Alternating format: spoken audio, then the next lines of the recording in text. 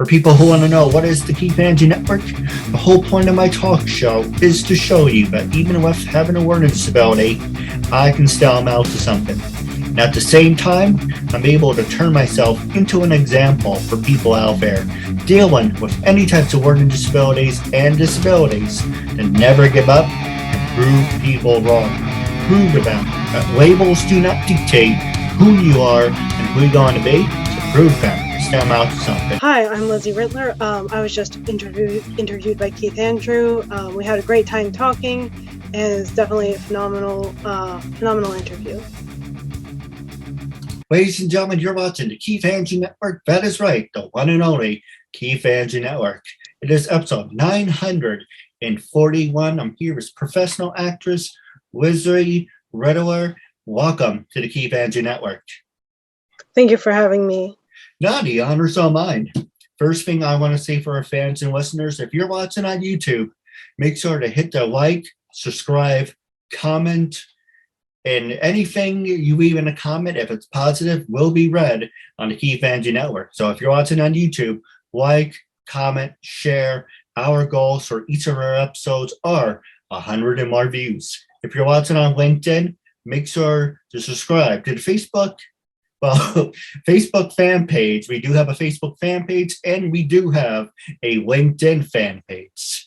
Also, if you're on Twitter, hashtag KeithAndrewNetwork. So we are available on Twitter, Facebook, LinkedIn, and Instagram. So that being said, it's got to be 30 minutes of your time, freedom of speech, freedom of self-expression, and say anything you want, talk about anything. And the first question I want to ask you is, tell our audience a little bit about yourself. Well, I'm a native of New Jersey, born and raised here pretty much most of my life. I really got into acting when I was in, I want to say I got bitten by the acting bug pretty early on, but I didn't have the confidence to try out for acting until I was in high school. And so I got started with, there was a little theater really close to me. They actually called themselves the Little Theater, and I saw an ad one day in a local paper, and it was like, "Oh, hey, we need people to come out and audition for our show." And I thought, "Oh, that's my gateway to start acting." And so I went to this local community theater, and I tried out for a first show there, and I was so petrified. I just sort of just stood there on stage and sang, and I never heard back from them. And so then I watched the paper, and the next time they needed people to go audition, I think the next production I tried out for was a Goldilocks. I went to try out for that too. And by that time, I had looked up a little bit about acting and how to deal with being confident during auditions. So I went there and I auditioned again, and I didn't hear back from them again. And so I was a little discouraged, but I told myself, third time's the charm. I waited till that summer again, till they had auditions open for my age range, went and tried out for one of their children's theater productions of, it was Finian's Rainbow Jr. That they were doing. I went out and I tried out for that. And this time I actually did get cast. So third time really was the charm for that. And it was just a small part in the chorus. But it was really fun. And it got me started into community theater. And after that, I started doing more shows with the Little Theater and Cumberland Players. It was a lot of fun. And then since then, I did that for a couple of years into first couple of years of college, but then I got pretty busy with coursework. And then also, COVID hit. So I haven't been able to do much with them for acting for a while. But then with COVID, there's this company that started up called Loud Voices, Silent Streets. And they started out during COVID to give actors an opportunity to continue acting during COVID and to help build their resume and their acting skills. And so I just applied for a monologue series, or to do a monologue for a series they were doing and I started working with them. And I've been working with them since 2020, and it's been amazing. Recently, I was in a production. They did a retelling of the Christmas Carol, and so I was the Ghost of Christmas Past in that. And that was really fun. And they're doing all sorts of podcasts and other short films, and I think they're still doing a monologue series. But it's just amazing to have seen this community of people grow and just expand, and to really accomplish that mission of helping actors continue acting during COVID. So I think and getting to know that community of people has been like really meaningful as well. No, absolutely. And one thing I do want to point out, if there's a way you can adjust your camera, unless you would like to leave it as it's kind of fitted because it's kind of neat from the neck up. It's all with the water right behind you. It kind of looks like you're rising from the ocean. Okay. So I know that's a bad joke, but I'm just saying, if you're into those old monster films. But I want you to look professional, so that's the one thing I didn't want to say. So the next question I want to ask you is, what is difficult about being an actress for you? For me, I honestly do still have some anxiety when it comes to auditioning. Like, I remember, I think it was right before COVID, I had gone to audition for a student film, and like I was working on my monologue the whole way there, and I got into the audition room, and everybody was really chill and friendly, and just like I forgot like the last two sentences of my monologue there. And I was telling myself, oh, it's okay, everybody forgets things every once in a while. But at the same time, I was like kind of kicking myself, because it was like I was working on this monologue the whole way here. It was like an hour drive. And so as kind of thinking, like, if I hadn't let my anxiety get to me, I probably wouldn't have forgotten the monologue. So I think that's one of the difficulties. Another difficulty I would say for me personally is putting together my reel. I just personally find my acting to be a little bit cringy. So whenever it comes to adding a new role to my reel, as grateful as I am to be adding these to my reel, I'm always like, I don't want to see myself acting. But yeah, I think those are the main difficulties, or even sometimes just being in a new environment. If I'm going to someplace to audition or to film, if I'm unfamiliar with the environment, it can be just a little stressful. Just if I'm driving there and need to find somewhere to park beforehand, it's always a little bit of, oh well, am I going to find good parking? Am I going to have to walk a long ways? If I'm going to be flustered from traffic, am I going to walk in on set and seem flustered and unprofessional? So, it's mostly just like the little anxieties. But I think, like, as far as working with characters, I'm always pretty good about like understanding the director's vision, or asking them if I don't understand a direction, following up with like, hey, just a quick question about my character. Like, did you want me to play it this way or that way? No, I can definitely. Oh, go ahead. I'm sorry.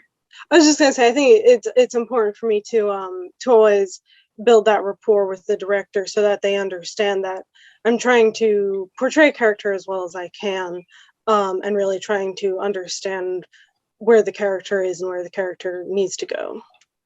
No, I can honestly relate to having anxiety. I deal with anxiety on an everyday basis, depression. The reason for my show, it's therapy for myself, and I found something that I'm good at. Well, at least I think so. But you look back at your early work, and I'm like, the video quality wasn't perfect, but in some of the interview questions, it's kind of like, okay, you're throwing shit against the wall. You're saying, let's try this, and don't get me started on Star Wars. I know. Are you a big fan, or are you against Star Wars? I'm a pretty big fan. I was into it a little bit as a kid, but then I kind of ended up being more into Lord of the Rings and Narnia as I grew up. But then when they started making the sequels, then I became much more invested in it. And so I think I've re-immersed myself in that world. And I would say I'm a big fan, but also I'm a growing fan of it because there are elements of Star Wars canon, like the books or the graphic novels, that I'm less familiar with than I am with like the shows and the movies. The reason I'm bringing up is this guy I used to work with. And by the way, I'm a Trekkie, live long Okay. and prosper. For me, I'm not obsessed with Star Trek either. I do like Leonard Nimoy. And for people who may or may not, this means the symbol. Okay, in professional wrestling, there's a wrestler named Vader, Mhm. but he was, I guess he was also a Trekkie too. He liked Star Trek. Anyway, getting off subject. So the reason for the show is I can work at my own pace, and this is, like I said, therapy for myself. And going to Star Wars, how do I rephrase to it? This guy I used to work with says, do or do not. There is no try. And I hate that expression because, like, you say do or do not. But can I always try it first to see if it Mhm. is something I want to do? And he's like, no, do or do not. Yeah, I'm really bad at impressions, but just trying to make you laugh.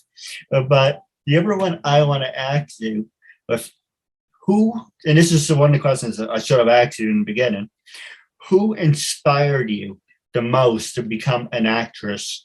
And have you worked with anyone else that you have inspired?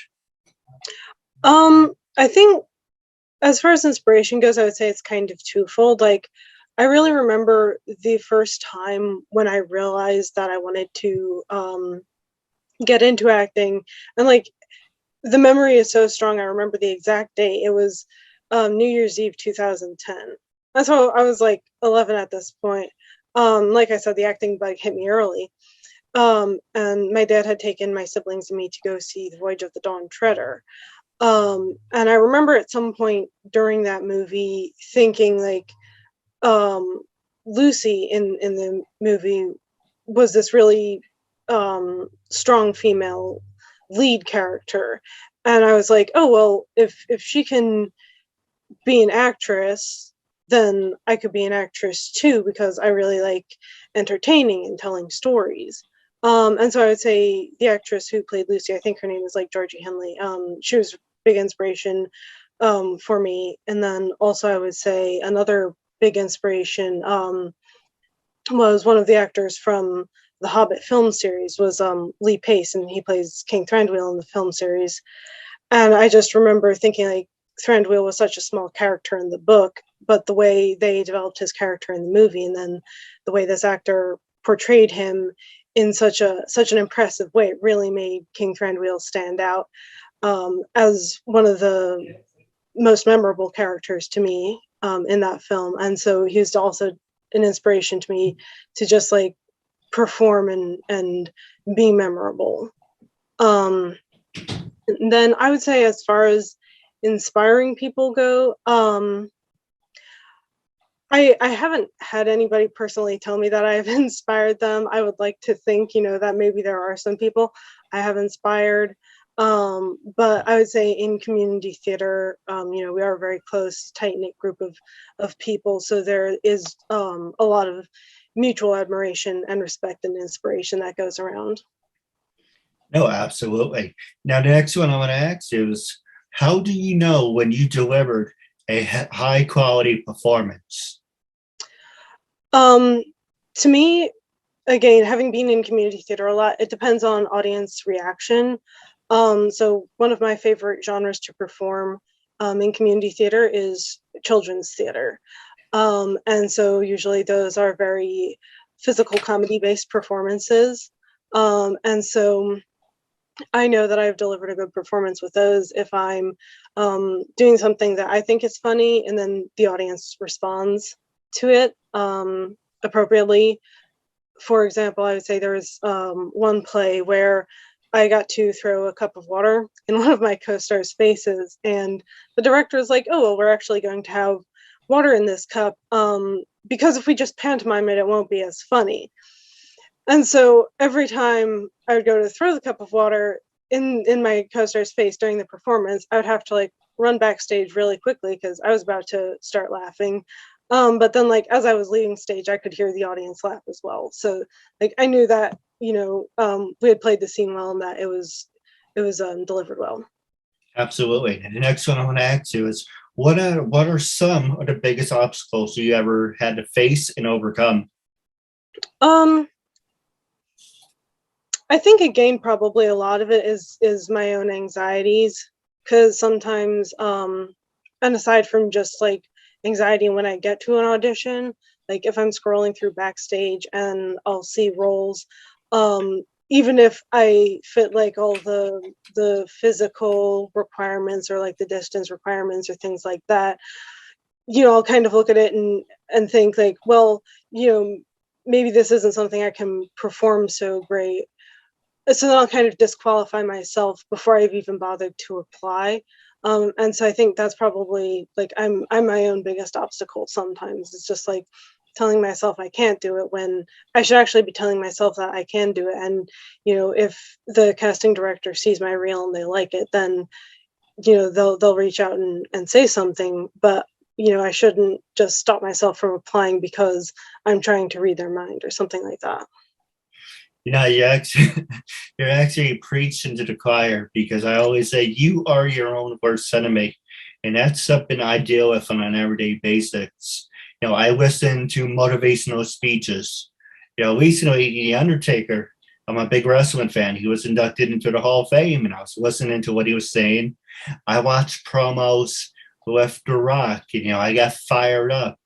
And Undertaker says never say never. And a lot of people say the same thing, never say never. If you can work on it, if you can see it, as one of my idols, Son Goku used to say, if there's a will, there's a way. And as long as I'm added onto it, as long as there's a pulse in your body and you can feel your heartbeat, there's absolutely no reason you can't do what you want to do. So as long as you're able to look at yourself in the mirror and smile, then you know what? You feel good about yourself. The problem begins is when you can't even look at yourself in the mirror. Because as you go back to the expression, you are your own worst enemy. So if you're happy with yourself, other people will see your positive energy and then it will always expand. But the next one I want to ask you is actually, I want to have fun with this one. I haven't asked this question in a long time. When I first approached you to be a guest on my talk show, I want you to be brutally honest. When I first approached you to be a guest on my talk show, what made you say yes? How do you feel now? And where do you recommend it to other people? I think what made me say yes was just sort of like you said, the opportunity to talk and make a friend. Um, I think networking is something that's very important in the entertainment industry. And so I think that was definitely part of it. And also, I'm very much a people person. I always like to get to know other people. And so the idea of getting to know you, whom I just knew because you sent me a friend request or I sent you a friend request, and then whomever sent the other person one, and then the other person accepted it. Um, and then how I feel now, I feel pretty good about it. I think it was a really great decision. I'm liking the energy, liking how this interview is going. So, and then what was the third part of that question?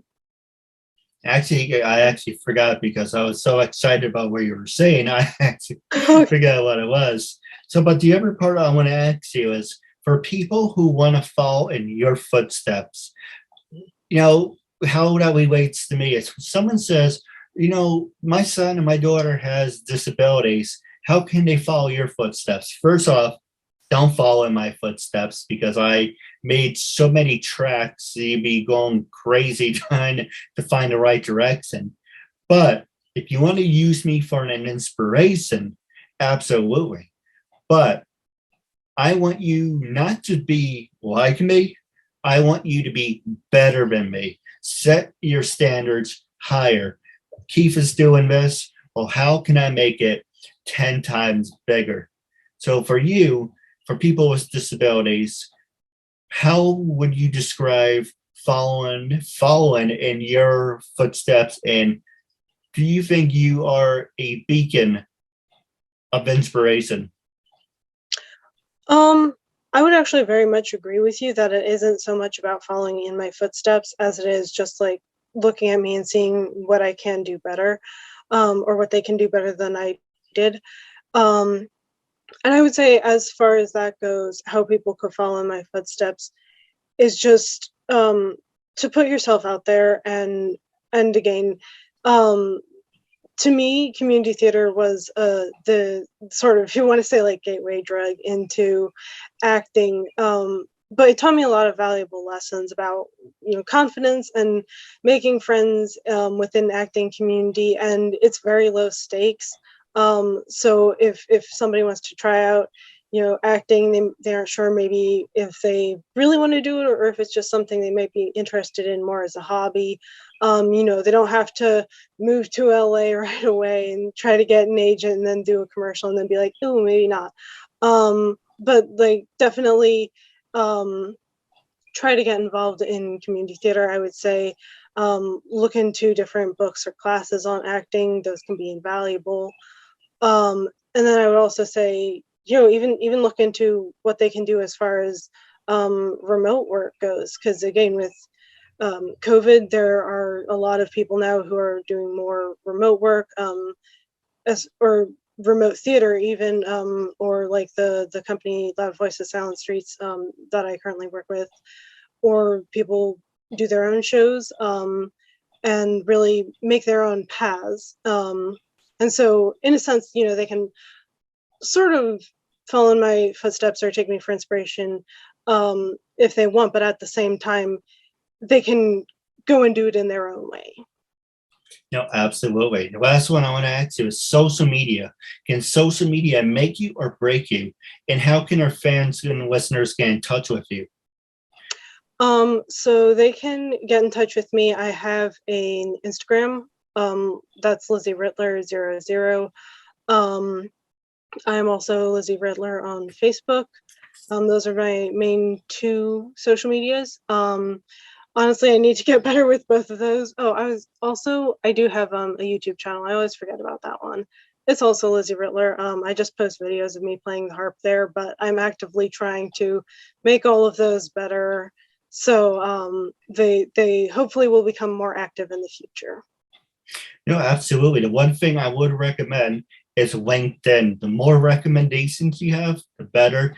And also, if you don't even want to use LinkedIn, if you have your own website, the same thing. As long as there's recommendations, because you look at so many people, and I came across these con artists like, hey, hey, would you see me? I'm on the screen. Give me 15 seconds of your time. Give me 2 minutes. You never hear that one.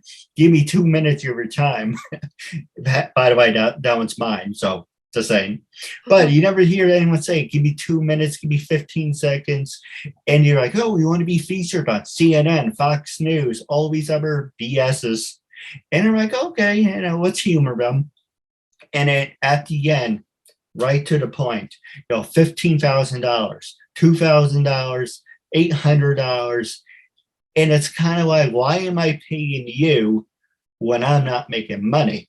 It's like, couldn't we even work out a deal? And once I start getting money, then I will pay you back. And that's the hardest thing about finding people to represent you, because when you find people to represent you, oh, there's an upcoming fee, you need headshots. I can do that myself for a cheaper price. All I need is reputation. But the problem is, unless you have ATM stamped on your forehead or sucker, you're like, oh yeah, this guy said blah blah blah. I'll give you an example. I'm not gonna work with them anyway. 99 said, give me $800 and I will represent you. But we can't guarantee that we can get you any roles. Okay, let me get this straight. I'm gonna give you $800, but you can't guarantee me anything in return. It's kind of like, oh, okay, no, I take that back. The only thing you can guarantee is you're getting $800 and I have sucker on my forehead. So we can talk about, what is the rights, what are the wrongs, of getting the right agencies. Well, it's the last 5 minutes. I'm going to pass it over to you. Was there anything you wanted to talk about? Anything you wanted to promote? This is your time. Our listeners would love to hear from you. Okay, great. Thank you. Again, honestly, I would just promote Loud Voices, Silent Streets. One of their short films recently was just nominated to be presented at a film festival, I believe in Barcelona. And they're constantly helping actors build their reels. You can go there and you can go to their website and you can request that they write a monologue for you, and you get to define the parameters of the monologue, and they will send it to you. There is a small fee for it, I believe, or then you can also join for membership. I think is like $40 a year. But then there are a lot of acting opportunities throughout the year. Like I said, there's podcasts, short films, and then the monologue series. And there's a ton of cool merch there. I'm personally a fan of tote bags, and they came out with a line of tote bags to help raise funds for like better filming equipment and everything once they start getting into in-person short films. I think they've started pre-production on a couple of those too. So if you're into tote bags, I would really recommend one of those. And then also I would say another great remote working opportunity is the Tiger's Heart Players. They're based in New York, but again, they do a lot of work remotely, and those are playwriting workshops. So if you're a playwright and you have a short script that you want to send in or you want to be reviewed, you can go to their Facebook page and find their contact info and send your play in to be workshopped during one of their sessions. And then if you're an actor or an actress and you want to perform for these plays, again, you can go to their Facebook page and tell them that you're interested, and then they will reach out to you and cast you if they think there's a play that you'd be a good fit for. No, absolutely. Now, I do have a couple questions for you off the air, so stay tuned. But as I said in the beginning, I'm going to say at the end, if you're watching on YouTube, make sure to like, comment, and share. And if any good comments, definitely let me know and I'll read it on the air. If you want to send me emails, it's the KeithAndrewNetWork@gmail.com. That's got to be the new thing. We're going to read people's emails to say, hey, Keith, can you ask this question? Yeah, I'm a big fan of Bill O'Reilly. When he was on The Factor and he did it, I'm thinking, why not do it for my show? But thinking outside the box, if you want to read comments, you want to send me an email, say, Keith, can you ask this guest this question? You're more than welcome to. I look forward to reading it. But like I said, Keith Andrew Network is available on YouTube, Twitter, LinkedIn, and Facebook. Today, it was a very special episode. It was a real honor and privilege having you as a guest. And until we meet again, catch you later. Thank you, and have a good night. And make sure to like and subscribe today.